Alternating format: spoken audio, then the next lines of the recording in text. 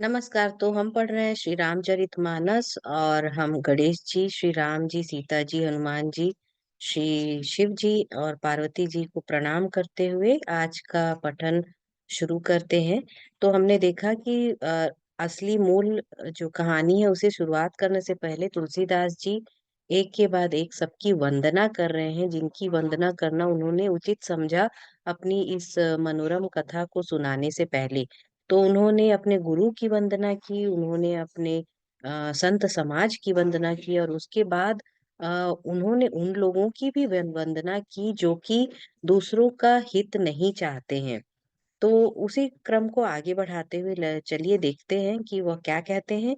इसके पहले वाले दोहे में उन्होंने कहा कि जो अवगुण वाले लोग हैं या जो लोगों की बुराई करते हैं या लोगों के काम में विघ्न डालते हैं, ऐसे लोग उन उसके समान होते उस मक्खी के समान होते हैं जो कि घी में गिरकर खुद का प्राण भी त्याग देती है, पर घी को गंदा कर देती है। इसका मतलब कि वो लोग अपना अहित करके भी अपना खुद का नुकसान करते हुए भी दूसरे का नुकसान करने में उन्हें आनंद मिलता है। आइए आगे देखते हैं। तेज कृषानु रोष महिषेषा, आघ अवगुण धन धनी धनेसा, उदय केत सम हित सब ही के, कुंभकर्ण सम सोवत नीके। जो तेज दूसरों को जलाने वाले ताप में, अग्नि और क्रोध में यमराज के समान हैं, पाप और अवगुण रूपी धन में कुबेर के समान धनी है, जिनकी बढ़ती सभी के हित का नाश करने के लिए केतु के समान है, और जिनके कुंभकर्ण की तरह सोते रहने में ही भलाई है। पर अकाजु लगी तनु परिहरिहि, चिमि हिम उपल कृषि दलि गरहि, बंदउ खल जस शेष सरोषा, सहस बदन बरनई पर दोषा।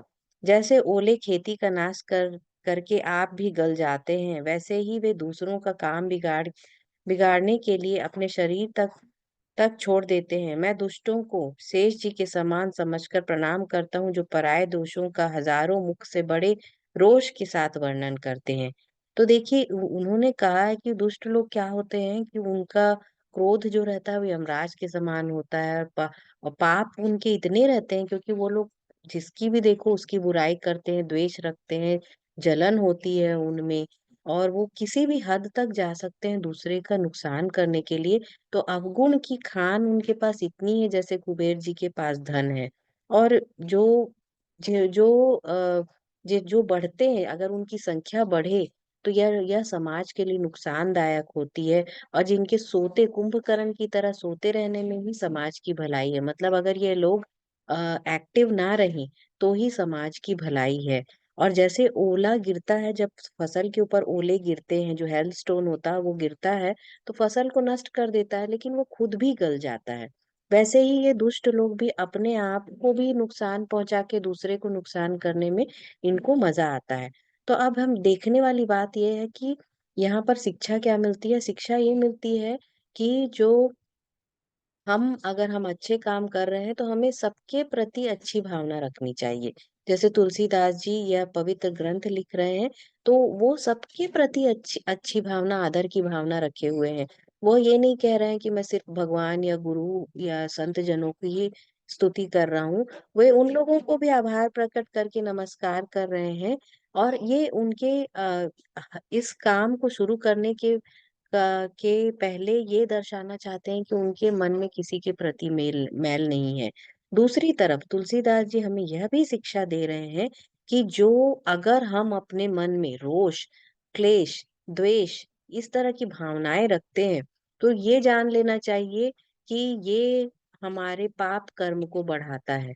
पाप कर्म में कर्म का फल हमको क्या मिलता है? पाप से ही मिलेगा, कष्ट से ही मिलेगा। और दूसरी बात ये है कि अगर हम किसी और का हानि करने जाते हैं तो अंत में हानि हमारे ऊपर ही आती है। इसीलिए हमें पाप से दूर रहना चाहिए। ये भी एक शिक्षा यहाँ पर मिलती है। तो देखते हैं आगे क्या कहते हैं तुलसीदास जी। पर अकाजु लगी तनु परिहारी, जिमि हिम उपल कृषि दलि गरही, बंदउ खल जस शेष सरोषा, सहस बदन बरनई पर दोषा। पुनि प्रणवऊ पृथुराज समाना, पर अघ सुनई सहस दस काना, बहुरी शक्र सम बिनऊ तेहि, संतत सुरानिक हित जेहि।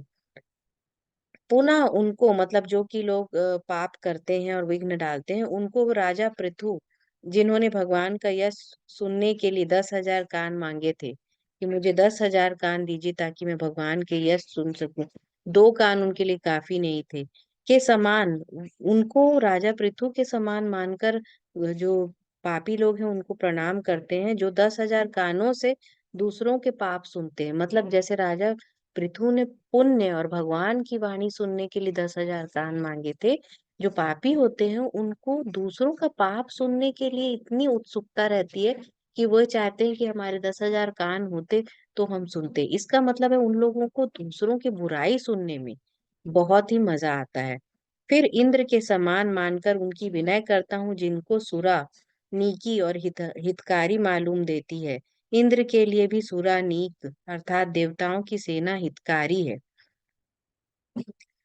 बचन वज्र जेहि सदा पियारा, सहस नयन पर दोष निहारा, जिनको कठोर वचन रूपी वज्र सदा प्यारा लगता है और जो 1000 आंखों से दूसरों के दोषों को देखते हैं। इसका मतलब ये है कि वो ये कहते हैं कि 10,000 कानों से दूसरों के पाप सुनने में उन्हें मजा आता है। और फिर ये मतलब उसमें एक रस सा उनको पता प्रतीत होता है। और जो कठोर वचन जो होते हैं वो उनको बहुत अच्छा लगता है। और जो 2,000 आंखों से दूसरे को दोष को देखते हैं, मतलब वो सिर्फ दोषों की ओर कॉन्सेंट्रेट करते हैं, ऐसे लोगों को वो नमस्कार करते हैं। तो अब आइए देखते हैं कि ये दोहा में क्या कहते हैं। उदासीन अरिमीत हित, सुनत जरहि खल रीति, जानी पानी जुग जोरी, जन बिनती करई सब प्रीति। दुष्टों की यह रीति है कि वे उदासीन शत्रु अथवा मित्र किसी का भी हित सुनकर जलते हैं, और यह जानकर दोनों हाथ जोड़कर यह जन प्रेम पूर्वक उनसे विनय करता है। मैं अपनी मैं अपनी दिशि कीन्ह निरोह निहोरा, तिन्ह निज ओर न लाऊब भोरा, बायस पलिहहि अति अनुरागा, होहि निरामिष कबहू की कागा। अब तुलसीदास जी दोनों हाथ जोड़कर उनको नमस्कार करते हैं और कहते हैं, मैं अपनी ओर से विनती की है परंतु वे अपनी ओर से कभी नहीं चूकेंगे। कौओं को बड़े प्रेम से भी पालिए परंतु वे क्या कभी मांस के त्यागी हो सकते हैं। मतलब अब देखिए उन्होंने यहाँ पर कैसा वर्णन किया है कि जो पापी होते हैं वो पाप सुनने में या लोगों का, जैसे हम आम जो बोलचाल की भाषा में सुनते हैं कि गॉसिप सुनने में, किसी का दुख दर्द सुनने में, कोई पापी वाली बात है उसको सुनने में उन्हें बहुत ही मजा आता है। और वह उसमें बहुत आनंद की की प्राप्ति करते हैं। कठोर वचन उनको अच्छे लगते हैं और दूसरों के सिर्फ दोषों को देखते हैं। मतलब ऐसा लगता है कि उनके पास 2,000 आंख है सिर्फ दूसरों के दोषों को देखने के लिए। जो तो तुलसीदास जी कहते हैं कि दुष्टों की यह रीति है कि वे उदासीन शत्रु मित्र किसी का भी, मतलब कोई भी हो, उनका हित सुनकर वो जलते हैं। मतलब अगर किसी का अच्छा हुआ है, जैसे कोई आप देखेंगे कोई मित्र ने घर खरीदा है, कोई कार खरीदा है, या किसी की शादी हो रही है या कुछ है, ये पापी लोग ऐसे होते हैं कि उनको किसी का भी भला हो तो उन्हें बुरा लगता है। तो तुलसीदास जी कहते हैं इन सभी को मैं प्रेम पूर्वक नमस्कार करता हूँ।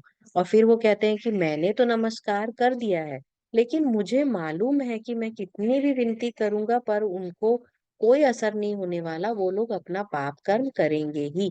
जैसे कि अगर हम कौवे को कितने भी प्यार से पाले लेकिन वो मांस का त्याग नहीं करता, वो मांस फिर भी मांस खाएगा। तो इसका मतलब क्या है कि इस पवित्र कार्य को शुरू करने से पहले वो वे सारे पापी लोगों को भी नमस्कार कर रहे हैं कि मेरा ये कार्य निर्विघ्न हो, आपके आशीर्वाद से मेरा यह कार्य निर्विघ्न हो।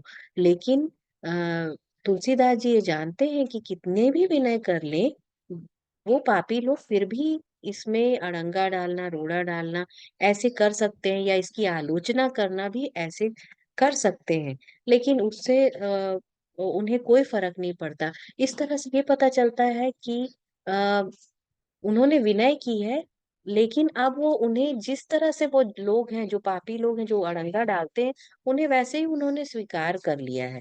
तो इससे क्या पता चलता है कि जब हम कोई भी कार्य करने के लिए जाते हैं, तो हम मन ही मन उन लोगों को नमस्कार करें जो इसके ऊपर हमारे अच्छे कामों में विघ्न डालते हैं, और फिर ये ना सोचें कि वो सुधर जाएँगे। ये हो सकता है हम अगर पॉजिटिव एनर्जी भेजें तो शायद वो लोग सुधर जाएँ। पर हमें ये सोचना नहीं चाहिए, हमें पल की चिंता नहीं करनी चाहिए, हमें सोचना चाहिए कि वो जैसे हैं हम उन्हें वैसे ही स्वीकार कर लेते हैं। इस तरह से तुलसीदास जी ने अपना अपनी नमस्कार, अपनी विनती पापी जनों को भी दिया है। तो आज हम यहीं तक पढ़ेंगे। तो इससे बहुत ही हमें अच्छी शिक्षा मिलती है कि हमें कभी भी अ, अगर हमें रियलिटी चेक करना चाहिए कि क्या हमें पाप पापी या गॉसिप सुनने में, दूसरों की बुराई सुनने में मज़ा आता है? क्या हम दूसरों की सिर्फ़ बुराइयाँ देखते हैं? अगर हम ये सब भी अपने बारे में देखें, तो हमें ये भी पता चलता है कि हमें ऐसा करने से बचना चाहिए। इससे चरित्र का निर्माण होता है। देखिए ये रामचरितमानस है। इसमें राम के चरित्र को बताया गया है, और शुरुआत यहीं से होती है। जब तुलसीदास जी के ये जो दोहे और चौपाई हैं, ये सिर्फ़ हमें बस पढ़ के जो इनका शब्दार्थ है बस वो नहीं देखना है, इसमें डीप मीनिंग कितनी है। एक तो जैसे लोग हैं उन्हें वैसे ही स्वीकार कर लीजिए और अपना काम करते चलिए। ठीक है? उन्हें बस नमस्कार करके अपना कार्य करते चलिए, उनकी चिंता मत कीजिए, क्योंकि वो लोग हमेशा समाज में अच्छे काम में विघ्न डालने वाले लोग होते ही हैं। दूसरी बात ये है कि हमें अपने ऊपर चेक करना चाहिए कि क्या हमें दूसरों को सताने में मज़ा आता है? क्या हम दूसरों के सुख को देखकर जलते हैं? क्या हम दूसरों की सिर्फ़ बुराइयाँ देखते हैं? क्या हम दूसरों की सिर्फ़ बुराइयाँ सुनने में हमें रस आता है, मज़ा आता है? अगर ये सब चीज़ें हमारे अंदर हैं, तो ये हमारे लिए एक अलार्मिंग स्टेट है, और हमें अपने आप को सुधारना चाहिए कि ये सब अवगुण है, इन अवगुणों का हमें त्याग करना चाहिए। तो देखिए रामचरितमानस में हमें कितनी अच्छी शिक्षा मिलती है। आज हम इसे यहीं विराम देंगे, और फिर हम आपके लिए कल का पोर्शन लेके उपस्थित होंगे। जय श्री राम।